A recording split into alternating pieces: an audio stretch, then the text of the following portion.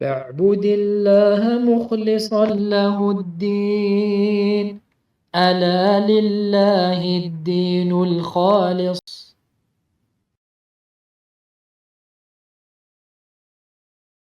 إن الحمد لله نحمده ونستعينه ونستغفره ونعوذ بالله من شرور أنفسنا ومن سيئات أعمالنا من يهده الله فلا مضل له ومن يضلل فلا هادي له وأشهد أن لا إله إلا الله وحده لا شريك له وأشهد أن محمدا عبده ورسوله صلى الله عليه وعلى آله وصحبه وسلم. يا أيها الذين آمنوا اتقوا الله حق تقاته ولا تموتن إلا وأنتم مسلمون. يا أيها الناس اتقوا ربكم الذي خلقكم من نفس واحدة وخلق منها زوجها وبث منهما رجالا كثيرا ونساء واتقوا الله الذي تساءلون به والأرحام إن الله كان عليكم رقيبا. يا أيها الذين آمنوا اتقوا الله وقولوا قولا سديدا يصلح لكم أعمالكم ويغفر لكم ذنوبكم ومن يطع الله ورسوله فقد فاز فوزا عظيما. أما بعد فإن أصدق الحديث كتاب الله وخير الهدي هدي محمد صلى الله عليه وسلم وشر الأمور محدثاتها وكل محدثة بدعة وكل بدعة ضلالة وكل ضلالة في النار. ثم أما بعد أخوتي في الله، فما زال حديثنا موصولا في شرح هذا الكتاب المبارك بإذن الله عز وجل، ألا وهو تذكير الأنام بفوائد عمدة الأحكام لشيخنا الفاضل صالح الحيدان رحمه الله تعالى. وما زلنا في كتاب الطهارة في حديث أبي قتادة الحارث ابن ربعي الأنصاري رضي الله عنه. بسم الله الرحمن الرحيم. الحمد لله رب العالمين. قال المؤلف رحمه الله: عن أبي قتادة الحارث بن ربعي الأنصاري رضي الله عنه أن النبي صلى الله عليه وسلم قال: لا يمسكن أحدكم ذكره بيمينه وهو يبول ولا يتمسح من الخلاء بيمينه ولا يتنفس في الإناء.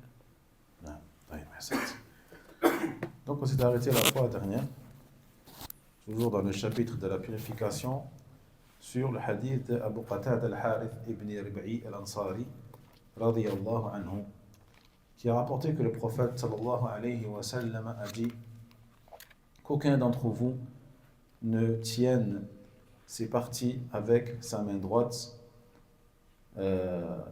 lorsqu'il urine, et ne touche avec sa main droite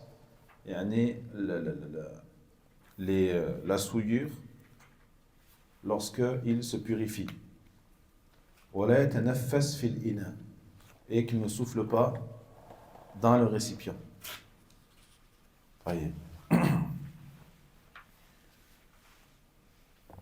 فقال هنا الشيخ رحمه الله تعالى: عندما تكون أمور العبد ضرورية فربنا جل وعلا أرحم بعباده من الوالدة بولدها. يعني لا يكلف العباد ما لا يقدرون، لا يكلف العباد ما لا يقدرون على القيام به، ولا يمنعهم من أمر هم مضطرون إليه، فهو جل وعلا أرحم بعباده. طيب. Donc on a vu dans ce hadith plusieurs interdictions, comme le fait de tenir ses parties au moment des besoins avec la main droite, ou de s'essuyer justement ces parties-là avec la main droite, ou de souffler dans le récipient. Mais dit les cheikhs, bien sûr, si la personne est dans l'incapacité de le faire avec la main gauche, bien sûr, dans ce cas-là, elle pourra le faire avec la main droite. Car Allah tabaraka wa ta'ala, bien sûr, il est le plus bienveillant des bienveillants. Il est plus bienveillant envers son serviteur que la mère envers son fils. Donc les serviteurs ne supporteront pas un fardeau plus lourd que ce qu'ils ne peuvent porter, Jaïd, et également ceux qui sont donc sous la contrainte. Il n'y a aucun mal à ce qu'ils utilisent leur main gauche dans ces cas-là. ولذلك في الإيمان يقول عز وجل: إلا من أكره وقلبه مطمئن بالإيمان. إلا من أكره وقلبه مطمئن بالإيمان. فإذا نطق العبد بكلمة الكفر مكرها، قال بكلمة الكفر مكرها، فلا إثم عليه، فلا إثم عليه. ومع ذلك لو لم يقلها وصبر على الموت وعلى الآلام لكان أفضل. قال الشيخ هنا مع ذلك لو لم يقل كلمة الكفر والصبر حتى يموت فكان أفضل. يعني لو صبر الإنسان على دينه ولم يستجب لمن يأمره بمخالفته وأصر فلا يعاب، فلا يعاب ولا يذم. فإن النبي صلى الله عليه وسلم قال: لقد كان من قبلكم لا يمشط بمشاط الحديد، لا يمشط بمشاط الحديد ما دون عظامه من لحم أو عصب ما يصرفه ذلك عن دينه، ما يصرفه عن ذلك عن دينه.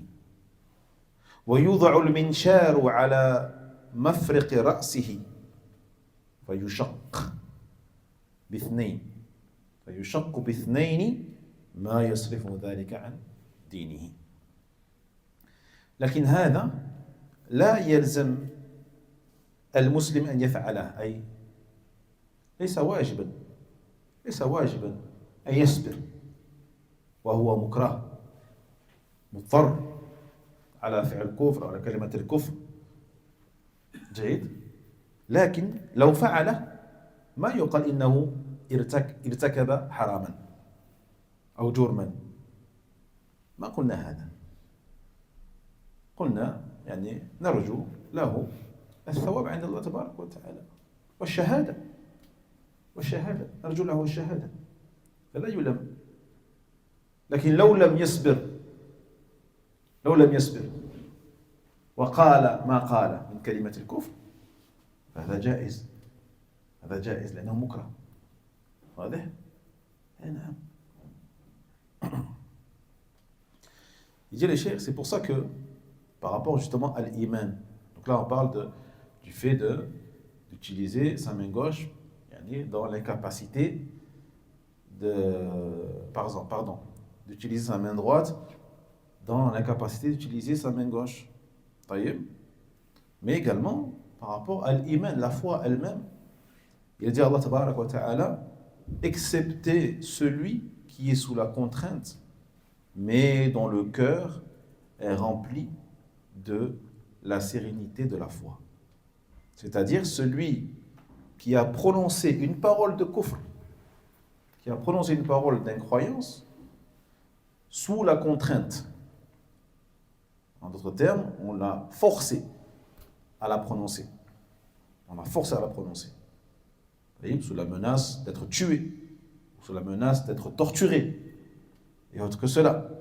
D'accord? Donc sous la contrainte, une vraie contrainte, bien sûr. Eh bien, il n'aura aucun péché.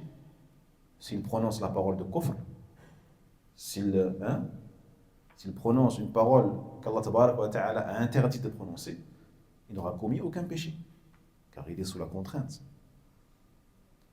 Mais malgré cela, s'il refuse de la prononcer et préfère subir et patienter, est-ce que nous disons qu'il aura fait une erreur ou commis un péché alors qu'Allah tabaraka wa ta'ala lui a permis de prononcer la parole de kufr? Non. Il dit les cheikhs même, cela sera meilleur pour lui. Cela sera meilleur pour lui. S'il patiente sur sa religion et que malgré les menaces, malgré peut-être les douleurs, etc., des coups infligés, il persiste et refuse de dire ou de faire ce qu'on lui a ordonné de dire et de faire, eh bien, il ne sera pas à blâmer, il ne sera pas à condamner. Car il dit le prophète Mohammed sallallahu alayhi wa sallam, Il y avait des gens avant vous, parmi les communautés précédentes qui vous ont précédé, donc des croyants, les croyants avant vous, qui étaient torturés. Et parmi eux, certains ont, entre guillemets, les peigné avec des broches en métal, des broches en fer, jusqu'à déchirer leur crâne et arriver jusqu'à la chair et jusqu'aux nerfs, pour qu'ils renient leur religion, pour qu'ils renient leur foi en Allah tabaraka wa ta'ala, pour qu'ils renient le tawhid. Mais malgré ça, ils n'ont pas renié la foi et ont préféré patienter. Il dit Ma yasrifu an dhalika an dinihi. Et malgré ça, cela ne les a pas fait dévier de leur religion. D'autres, on mettait une scie au milieu de leur crâne pour les couper en deux. Jusqu'à, on les sciait du haut de leur crâne et on les coupait en deux, mais cela ne les a pas fait dévier de leur religion. Donc le cheikh se sert de ce hadith pour dire que si la personne persiste et refuse malgré ça de dire une parole de kufr, eh bien cela est meilleur pour elle. Mais ce n'est pas obligatoire pour autant. Si elle veut ne pas aller jusque-là et elle n'est pas capable de patienter, eh bien elle peut prononcer, aucun problème. Elle n'aura aucun péché. Elle n'aura aucun péché. Voyez? Mais celui qui refuse et qui meurt sur ça, bien sûr, ne sera pas critiquable. On ne va pas le critiquer, on ne va pas le blâmer, le condamner parce qu'il a refusé. On pourra dire, par exemple, on espère pour lui le martyr. On espère pour lui le martyr. Qu'Allah lui pardonne et qu'Allah accepte de lui le martyr. جيد؟ الحمد لله. ولهذا في حديث أبي أيوب الأنصاري رضي الله عنه في غزو القسنطينية دخل رجل من المسلمين في صلب الأعداء. في غزو القسنطينية اليوم اسطنبول، دخل رجل من المسلمين في الأعداء وحده، فقال الناس المجاهدون معه سبحان الله يلقي يديه إلى التهلكة، يلقي يديه إلى التهلكة، إلى الهلاك، فظنوا أنه آثم، فظنوا أن ذلك الفعل حرام لا يجوز. فقال أبو أيوب رضي الله عنه يا أيها الناس إنكم تتأولون هذه الآية هذا التأويل، إنكم تفسرون الآية هذا التفسير، وإنما أنزلت هذه الآية فينا معشر الأنصار لما أعز الله الإسلام وكثر ناصروه، فقال بعضنا لبعض سرا دون رسول الله صلى الله عليه وسلم إن أموالنا قد ضاعت، إن أموالنا قد ضاعت،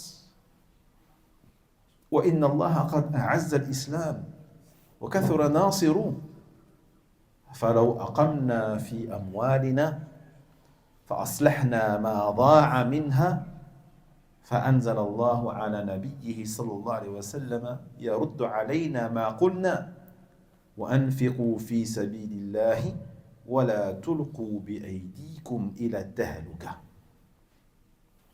فكانت التهلكة الإقامة على الأموال وإصلاحها وتركنا الغزو.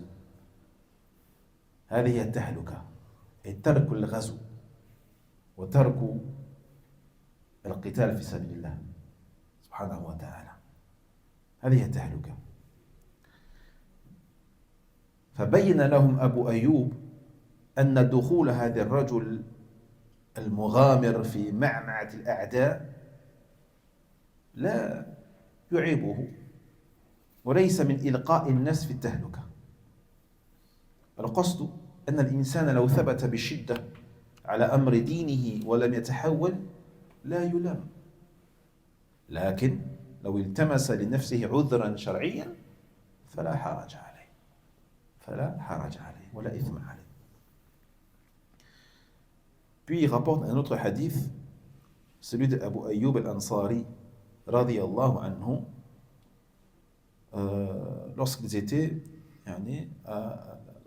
dans une bataille, celle de Constantinople, la bataille de Constantinople qui s'est déroulée en l'an 49 de l'Hijra. En l'an 49, Constantinople qui est aujourd'hui, quelle ville aujourd'hui? Istanbul. Ahsant.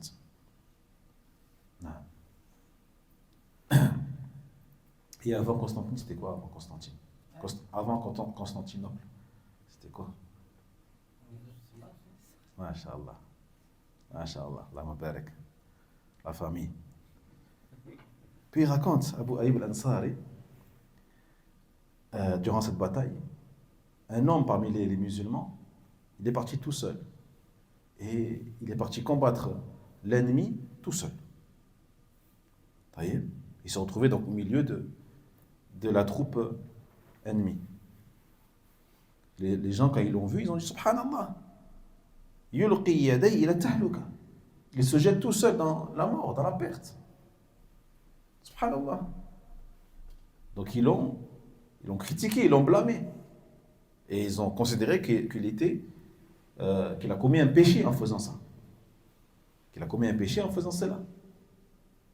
En se basant sur la parole d'Allah tabaraka wa ta'ala. وَلَا تُلْقُوا بِأَيْدِيكُمْ إِلَى تَهْلُكَةٍ. Et ne vous jetez pas vous-même dans la perte. Et quand il a entendu ça, le compagnon Abu Ayyub al-Ansari radiyallahu anhu, il a dit Ya ayyuhan-nas, ô les gens, vous avez certes donné une interprétation de ce verset, mais ce n'est pas la bonne. Ce verset-là n'a été descendu que sur nous, les gens des Ansar, les gens de Médine, l'Ansar.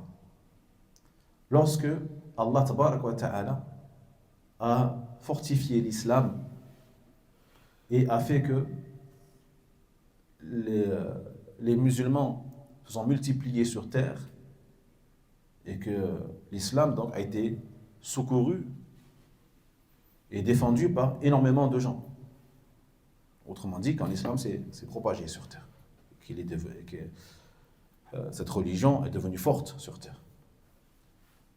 Donc quand l'islam a commencé à se propager et est devenu puissant, il dit, certains d'entre nous, parmi les Ansar, se sont dit les uns aux autres, sans que le messager d'Allah sallallahu alayhi wa sallam le sache.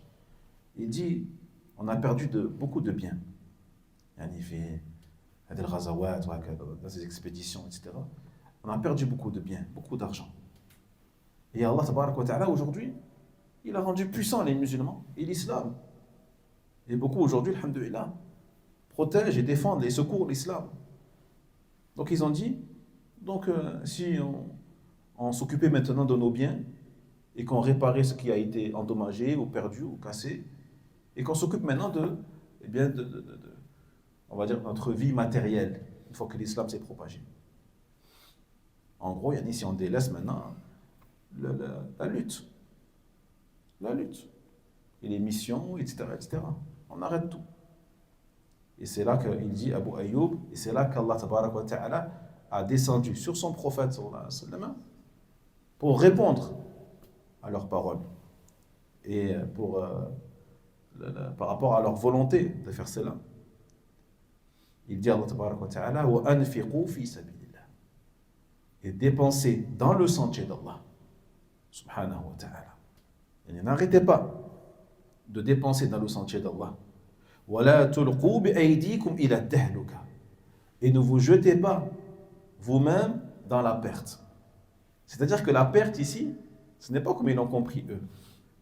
La perte ici, c'est quoi? C'est le fait d'arrêter de dépenser dans le sentier d'Allah.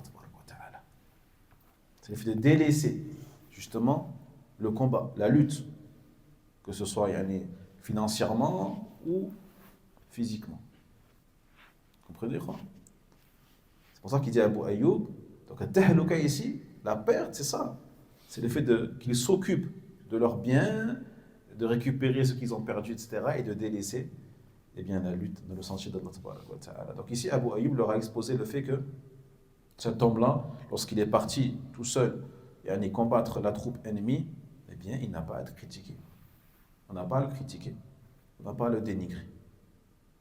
Car cela ne fait pas partie du fait qu'il s'est jeté tout seul hein, dans la gueule du loup, comme on dit, et donc à la mort. Jaïd. Donc pour dire que lorsque la personne, malgré les menaces, malgré peut-être les coups et la torture, elle reste ferme sur sa religion, et elle refuse de prononcer une parole de kufr, elle refuse de faire un acte de kufr, elle n'a pas à être blâmée. Elle n'a pas à être blâmée. Mais si elle préfère profiter de la permission d'Allah tabaraka wa ta'ala, qui est de prononcer une parole de kufr sous la contrainte, elle a le droit aussi. Elle a aussi le droit. Elle ne commettra aucun péché. Car Allah tabaraka wa ta'ala, il dit encore une fois, illa man ukrih. Illa man ukrih wa qalbuhu mutma'innun bil iman. Sauf celui qui est contraint, mais dont le cœur, lui, bien sûr, déteste cette parole de kufr qu'il prononce. La langue, elle prononce une chose, mais le cœur, lui, il dit le contraire. Le contraire, il souffre de dire cela.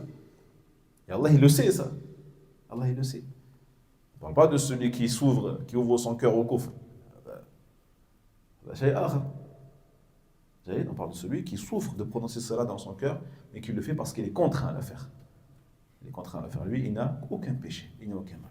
Et celui qui veut patienter, malgré la souffrance, malgré la douleur, malgré la mort, bien sûr, on espère pour lui le martyr. On espère pour lui le martyr. Et pareil, on ne va pas le critiquer, on ne va pas le dénigrer. Alhamdulillah. وقوله ولا يتمسح من الخلاء بيمينه ولا يتمسح من الخلاء بيمينه كذلك أيضا فيما يتعلق بالاستجمار أو ما يشبه الاستجمار لا يستعمل اليمين هي اليد اليمنى ينبغي أن تكون اليمين مخصصة بطيبات الأمور اليمين تكون مخصصة بطيبات الأمور والأحوال في تناول الطعام وفي مناولة الناس باليمين لأن المسلم من شأنه أن يكون حريصا على أن يتصف بأكمل حالات الأدب ونبينا صلى الله عليه وسلم بين لنا البيان الكريم العظيم فيما يتعلق بالآداب في تصرفه هو وحيائه فيما ينبغي أن يستحيا منه وفي أوامره التي هذا منها وسوف يأتي إن شاء الله تعالى شيء منها في مجالات عديدة فنهى النبي صلى الله عليه وسلم المسلم أن يمسك ذكره بيمينه وهو يبول ونهاه أن يستعمل الاستنجاء والاستطابة وإزالة الخارج بيمينه كذلك ما أمكنه القيام بغير يمينه وفي حال تعذر ذلك عليه إلا باليمين لا يكلف الله نفسا إلا وسعها كما قلنا نعم. Donc, ensuite il dit, le prophète Mohammed sallallahu alayhi wa sallam, dans la deuxième interdiction, il dit, et qu'aucun d'entre vous ne touche la souillure avec sa main droite lorsqu'il se nettoie. Donc là, on parle de ce qu'on appelle al-istijmar, d'accord, la purification, que ce soit avec un solide ou avec de l'eau. Eh bien, il a interdit ici que le musulman utilise sa main droite. Il faut que la main droite soit réservée aux bonnes choses, aux choses pures et aux situations nobles, propres, telles que le fait de porter de la nourriture à sa bouche ou le fait de serrer la main à son frère. Car le musulman, il doit veiller et prendre soin de faire cela. Prendre soin à se parer de ces nobles et éminents comportements. Notre prophète Mohammed sallallahu alayhi wa sallam nous a exposé cela de manière claire, ce comportement-là, que ce soit dans le domaine de la conduite, du comportement avec les gens ou de la pudeur qu'il avait, dans les choses dans lesquelles il incombe à chaque musulman de faire preuve de pudeur, jaïd, et également dans ses commandements, et parmi eux, ces ordres-là qui sont dans ce hadith. Et on verra après, Inch'Allah Ta'ala, il y a énormément de comportements du prophète Mohammed sallallahu alayhi wa sallam. Donc ici, il a interdit aux musulmans qu'ils tiennent ces parties avec sa main droite lorsqu'il urine. Ça, dans la main droite, le fait par exemple de passer à boire à quelqu'un, le fait de changer la main pour le passer de la main droite, c'est une action noble qui rejoint le fait d'utiliser la main droite. Bien sûr. Et si on fait la main gauche, on est récompensé sur d'utiliser la main droite. Alors on revient à la divergence. Est-ce que cette interdiction-là, est-ce que c'est une interdiction tahrim ou est-ce que c'est une interdiction tanzih? Autrement dit, est-ce que c'est interdit, haram, ou est-ce que c'est makrouh, détestable? Est-ce que c'est makrouh, détestable? Al-jumhur ala annahu makrouh. La majorité, ils disent que c'est détestable. Vous voyez? Mais celui donc, qui fait l'effort, donc il a un verre dans sa main gauche, avant de donner, il la met dans sa main droite, puis il donne, il a fait l'effort d'éviter donc quelque chose qui est détestable. Vous voyez? Donc il sera récompensé. S'il le fait bien sûr pour Allah, il est récompensé. Mais s'il le fait, il n'aura pas de péché, Inch'Allah Ta'ala, selon l'avis de la majorité. C'est bon? Non. Donc il dit ici, bien sûr, selon sa capacité, encore une fois. Donc s'il ne peut utiliser que sa main droite, il a la main gauche blessée, ou il est paralysé de la main gauche, etc., bien sûr, il n'y a aucun problème parce qu'il utilise sa main droite lorsqu'il se nettoie, ou pour tenir ses parties, etc. Il dit Allah tabaraka wa ta'ala, la yukallifu Allahu nafsan illa wus'aha. Allah n'impose à aucune personne, à aucun individu, plus que ce qu'elle ne peut supporter. قوله ولا يتنفس في الإناء هذا فيما يتعلق بالماء المشترك. هذا هو قول فيما يتعلق بالماء المشترك، فهو مأمور أن لا يقذر الماء على الآخرين، فإذا شرب وأراد أن يتنفس أبعد الإناء.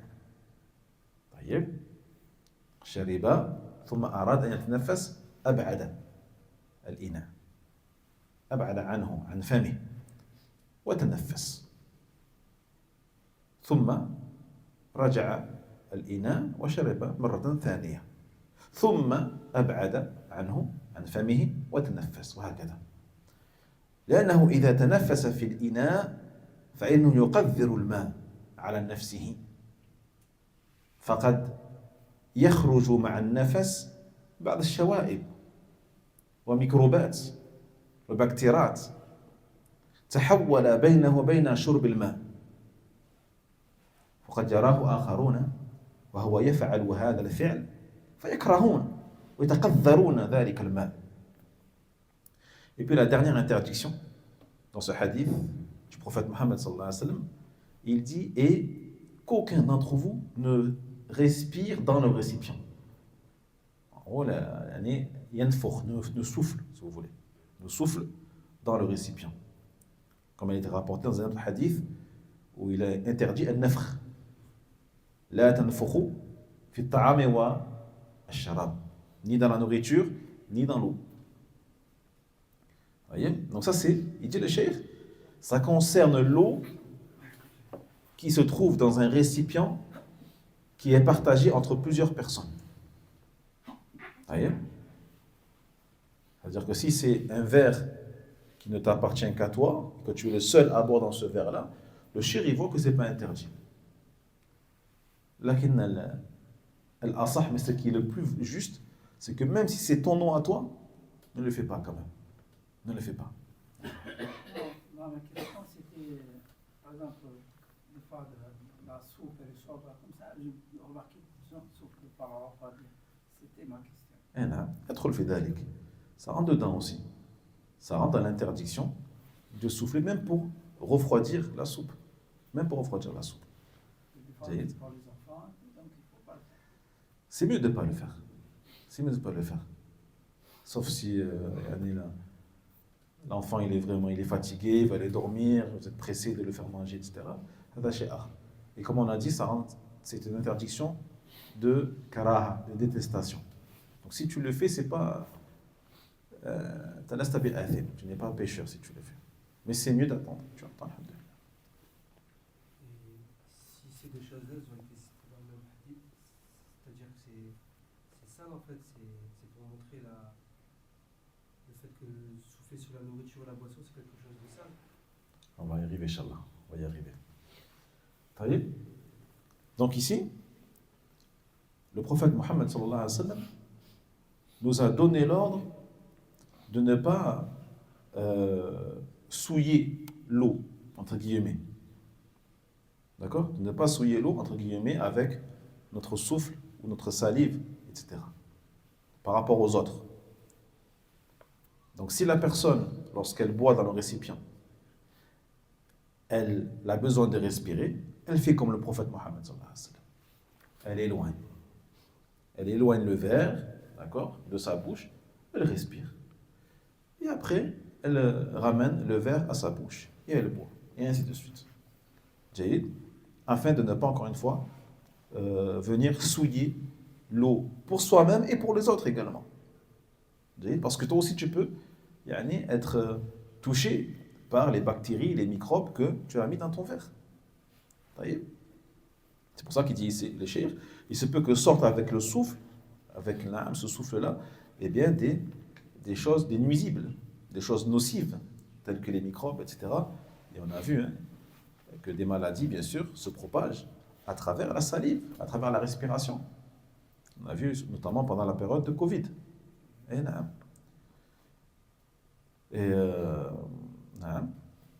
Et également, si les personnes qui te voient faire ça, qui vont boire après toi dans le verre, ils vont être également un peu écœurés, et certains n'aiment pas ces choses-là. N'aiment pas ces choses-là, comme on dit, ils craignent ces choses-là, donc cela va les rebuter. طيب. ثم إن من السنة قدر الإمكان أن يتنفس الشارب 3 مرات. يتنفس الشارب 3 مرات. أي لا يشرب مرة واحدة، دفعة واحدة. لا يشرب بتدرج. الأولى تنفس، الثانية تنفس، والثالثة. هذا هو السنة. جيد. ولا يعب الماء عبا بحيث يكون كأنه من بهيمة الأنعام كالبقرة كالبهيمة. لا، بل يشرب ثم يزيح الماء عن فمه ثم يتنفس ثم يعيد ثم يتنفس احتياطا للصحة من جانب والعناية بالإيتار. العناية بالإيتار ليكون في حال تناوله الماء أو شربه قد استعمل الوتر في هذا الأمر امتثالا لقوله صلى الله عليه وسلم إن الله وتر يحب الوتر. إن الله وتر يحب الوتر، أي إن الله واحد. إن الله واحد يحب الوتر. Et également ensuite, il fait partie de la sunna, bien sûr toujours selon la capacité, que celui qui boit, eh bien, boive en 3 gorgées. Celui qui boive en 3 gorgées. Et ne boit pas d'un coup sec, comme le font les animaux lorsqu'ils arrivent à l'abreuvoir. Non, il boit de manière progressive, comme l'a fait le prophète sallallahu alayhi wa sallam et comme il le faisait. Donc il boit une première gorgée, puis il éloigne le verre de sa bouche, il reprend son souffle, il respire, et il reprend, il recommence. Et il fait cela 3 fois. Il fait cela 3 fois, ou plus, bien sûr, s'il a encore soif. Et cela, donc, on a dit, comporte beaucoup de bienfaits physiques, au niveau de la santé, et même des bienfaits psychologiques. Même des bienfaits psychologiques, on verra bien. Et également, il doit prendre soin de faire comme le prophète Mohammed sallallahu alayhi wa sallam par rapport au nombre impair de gorgées. On appelle al-itar. Al-itar, le fait de faire les choses de manière impaire. Donc même dans le fait de boire, il finit avec un nombre impair de gorgées. 3, 5, 7, etc. Et c'est là par rapport à la parole du prophète Mohammed sallallahu alayhi wa sallam qui a dit Inna Allah witr. Allah, il est unique. Ici, witr a le sens de wahid, il est unique, Allah Jalla wa ala. Et il aime ce qui est witr, ce qui est impair, al-witr. واضح؟ الحمد لله. فهذه الأمور إخوتي في الله من آداب الإسلام العظام التي سبق بها الحضارات المادية. سبق الإسلام بهذه الآداب العظيمة النبوية، سبق بها الحضارات المعاصرة المادية، بل تخلفت الحضارات المادية المعاصرة عن هذه الآداب التي تتضمن الفوائد الطبية والنفسية وغيرها. Donc dans ce hadith, on a 3 interdictions, 3 injonctions de la part du prophète Mohammed sallallahu alayhi wa sallam, qui font partie des comportements de l'islam grandiose, par lesquels l'islam a devancé les civilisations matérialistes, les a devancées, les a précédées, par rapport notamment à ces nobles comportements-là. Le fait de ne pas tenir ses parties avec la main droite lors des besoins, le fait de ne pas se nettoyer avec la main droite, le fait de ne pas souffler dans les récipients, etc., etc. Tous ces comportements-là font que les musulmans sont plus nobles, plus élevés que les autres communautés vivant dans cette civilisation matérialiste dans laquelle nous vivons aujourd'hui. Et ces comportements-là du prophète Mohammed sallallahu alayhi wa sallam contiennent des profits dont tu parlais, des profits bien sûr au niveau de la santé, et des profits également psychologiques au niveau de la psychologie et autre que cela. إذن في هذا الحديث النهي عن 3 أمور. Dans ce hadith, on a l'interdiction de 3 choses. On va les résumer, Inch'Allah, باختصار. La première chose, c'est quoi, qu'il est interdite dans ce hadith? نعم، شنو الحاجة؟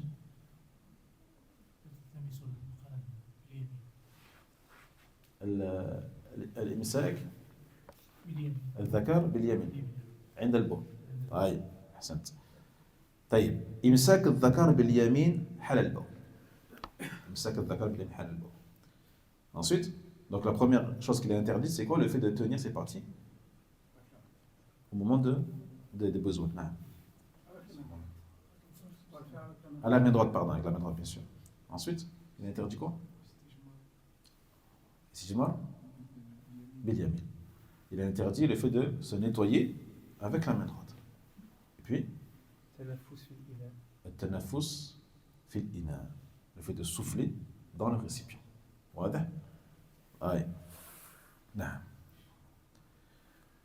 والنهي هنا كما قلنا للتنزيه, وهو قول جمهور حكاه ابن جرير. Encore une fois, on a dit que cette interdiction-là est de l'ordre du tanzih, c'est-à-dire de la détestation. Ce n'est pas haram. Ce n'est pas haram. Celui qui va donc se nettoyer avec sa main droite, là, il n'a pas commis un péché. Celui qui a tenu ses parties avec sa main droite pendant le baoul, il n'a pas commis un péché. Celui qui souffle dans la soupe du bébé, il n'a pas commis un péché. Voyez? Mais c'est mieux de ne pas le faire. Et celui qui ne le fait pas, les wajhillah tabarak wa ta'ala, ou ma'jour. Et celui qui ne le fait pas pour Allah Jalla wa ala, il est récompensé. Il est récompensé, alhamdoulilah, parce qu'il a délaissé quelque chose de makruh. Et celui qui délaisse un makruh, ou ma'jour, il est récompensé par Allah tabarak wa ta'ala. طيب فهل يلحق أو هل يلحق بالنهي مس العضو باليمين عند الجماع عند الجماع هل كذلك ينهى يعني الإمساك الذكر باليمين عند الجماع مع الزوج؟ الصحيح أنه لا يلحق لا يلحق لأن النهي مختص بالبول قال صلى الله عليه وسلم وهو يبول فهذا خاص بالبول فقط دون غيره. Une question pour ceux qui sont mariés, bien sûr. Est-ce qu'il est interdit également pendant l'acte avec son épouse, eh bien de tenir ses parties avec la main droite? Est-ce qu'on va dire que comme il est interdit de le faire pendant les besoins, est-ce qu'il est aussi interdit de le faire pendant l'acte charnel? Eh bien, ce qui est juste, c'est que non. Ça ne rentre pas dans l'interdiction, car dans le hadith, il dit bien le prophète Mohammed sallallahu alayhi wa sallam, wa huwa yaboul, il est en train d'uriner. Donc il est permis, il n'est pas détestable de le faire pendant les rapports. كراهية التنفس في الإناء الشرب وهذا فيه ناحية نفسية وطبية. لكراهية التنفس في الإناء من الماء هذا فيه ناحية نفسية وناحية طبية. ناحية نفسية وذلك أن من سوف يشرب بعده قد يكره الشرب من الإناء وقد تتغير رائحة الماء إذا كان المتنفس مثلا مريضا. Dans le fait de souffler dans le récipient d'eau ou même de nourriture, il y a deux profils sur le plan médical et sur le plan psychologique. Sur le plan psychologique, pourquoi il y a un profil? Eh bien, celui qui va boire après toi dans le verre ou dans l'assiette ou dans le bol, eh bien, il se peut qu'il déteste cela, qu'il soit écœuré en te voyant souffler dans le verre. Et même concrètement, il se peut même que tu laisses une odeur dans l'eau, de par ton haleine et autres. Si celui qui boit ou celui qui souffle, est atteint d'une maladie quelconque qui fait que une mauvaise odeur se dégage de sa bouche. Voyez? Ça c'est sur le plan psychologique, نفسية. وناحية الطبية وذلك أن الأمراض تنتقل عن طريق التنفس. الأمراض تنتقل بطرائق عديدة، لكن هذه طرائق التنفس. نعم. إذن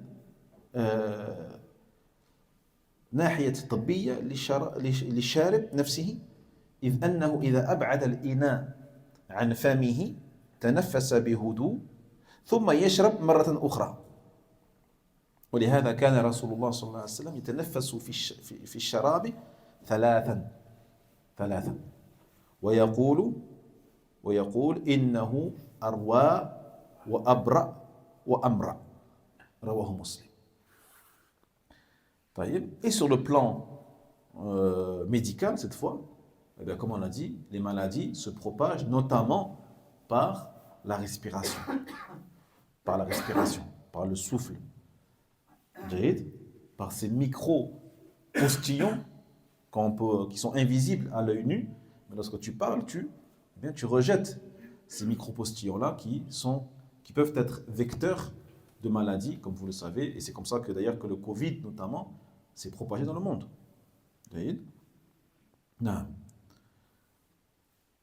Donc ça c'est par rapport donc au plan médical, alhamdoulilah. Donc celui qui boit, même pour lui-même, eh bien il veille à éloigner le verre de sa bouche pour respirer, puis le ramène à sa bouche lorsqu'il veut boire.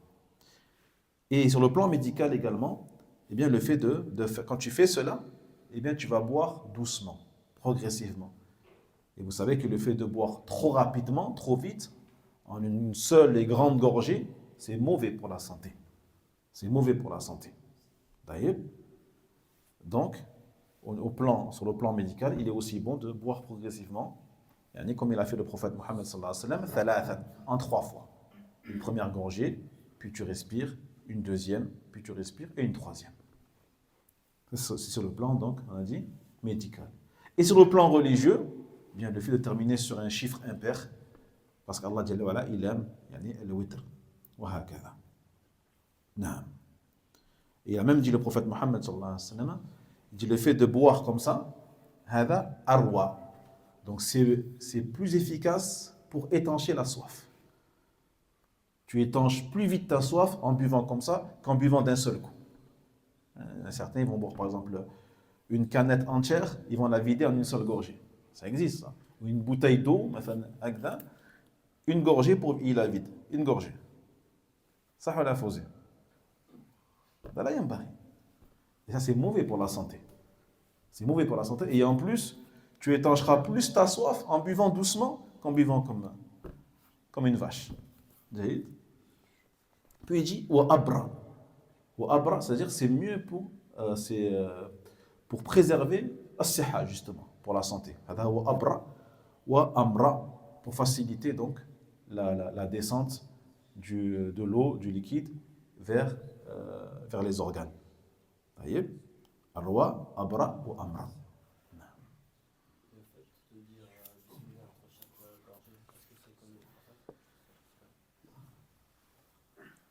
السنة أن تبسمل مرة واحدة قبل الشرب وأن تحمد الله تبارك وتعالى بعد انتهاء من الشرب. C'est la sunna. Une fois bismillah avant de boire, et quand tu as fini de boire, tu peux dire alhamdulillah. Mais celui qui veut dire à chaque gorgée, il veut dire bismillah, la basse inshallah. La basse inshallah. Lakin la sunna, tu ne le dis qu'une seule fois. Une seule fois. Bismillah au début, à la fin tu dis alhamdulillah. Pareil pour la nourriture. Tu dis bismillah au début, à la fin du repas, tu dis alhamdulillah. Voilà. J'ai vu des gens qui font une petite gorgée, une deuxième petite gorgée, et après ils boivent une très grosse gorgée, juste pour respecter le... Là, ben, Inch'Allah. Il n'y a pas de quantité particulière à respecter. L'essentiel, c'est que tu ne respires pas dans le récipient et que tu finisses avec 3 gorgées, c'est bien. Si tu en fais une seule, c'est permis aussi. Ce n'est pas une obligation en soi. D'accord? Alhamdulillah. فالمسلم كلما كان حريصا على القرب مما يحبه الله تبارك وتعالى ورسوله صلى الله عليه وسلم كلما كان أحرى لأن يوفق في كثير من أموره. فالإنسان لما يشرب ويعطي من على يمينه الماء وهو يتنفس قد يكون بعض الناس أشد حساسية وكراهية لأنفاس الآخرين،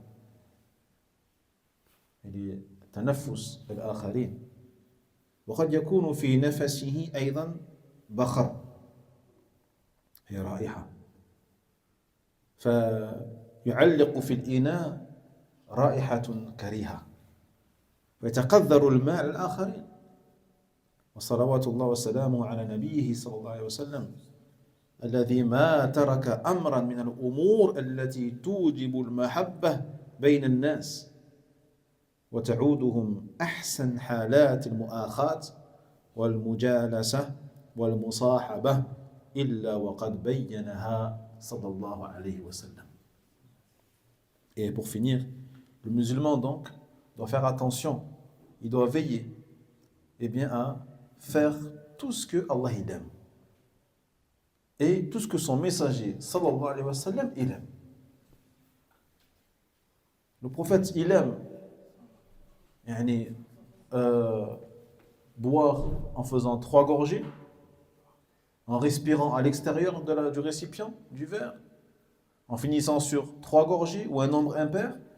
Eh bien on le fait pour se rapprocher d'Allah tabarak wa ta'ala. نتقرب إلى الله جل وعلا بهذا. Et on minimise rien. Et on ne sous-estime pas yani, ces simples gestes du quotidien. Car c'est peut-être ces gestes-là qui vont te sauver Yawm al-Qiyamah. À condition, bien sûr, que tu le fasses pour plaire à Allah tabaraka wa ta'ala. Et rien d'autre. Donc à chaque fois que tu veilleras, tu te soucieras de faire ce qu'Allah il aime et ce qu'un messager alayhi salatu wassalam il aime, eh bien, plus tu seras digne à ce que Allah tabaraka wa ta'ala te facilite tes affaires, tes projets et ta vie. Donc lorsque la personne, lorsqu'elle boit et quand elle donne le récipient dans lequel elle a bu à quelqu'un d'autre, après avoir respiré dedans, après avoir soufflé dedans, et je pense que la majorité d'entre nous n'aimerait pas cela. N'aimerait pas boire après quelqu'un que tu as vu souffler dans le verre ou dans la bouteille. Et d'ailleurs, il n'y a plus personne ne boit de la bouteille de quelqu'un d'autre, c'est fini. C'est pour ça que lorsqu'on laisse la bouteille à la mosquée, personne ne la touche. Et l'eau part dans le lavabo et personne ne l'utilise, ne la boit. Justement à cause du fait que lorsque tu bois, eh bien, notamment dans la bouteille, en général, tu craches des micro-postillons et tu respires à l'intérieur. Donc certaines personnes détestent cela et sont écœurées par cela. Sans parler de ceux qui laissent une odeur parfois mauvaise dans le récipient. Jayyid. Alhamdulillah. Donc Allah tabaraka wa ta'ala mentionne notre prophète Mohammed sallallahu alayhi wa sallam en bien et le préserve. Il n'a pas délaissé une chose qui ramène l'amour entre les gens.